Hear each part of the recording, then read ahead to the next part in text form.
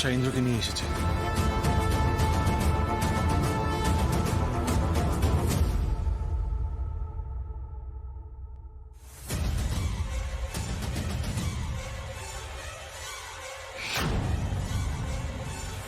চলো চলো।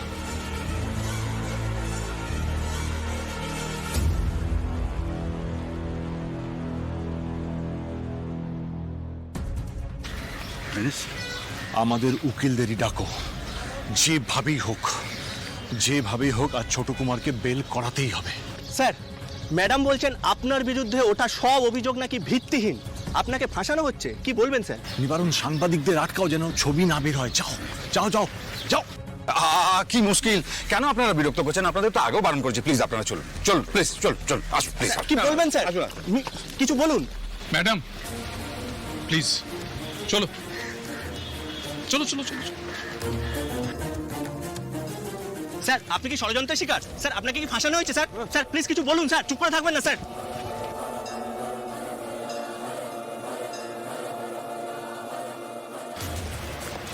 মা,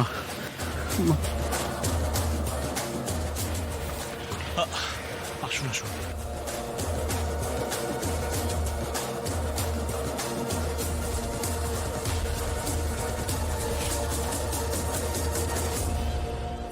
আপনারা চলুন, আমি আসছি।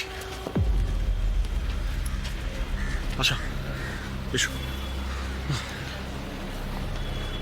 চলো মা, চলো।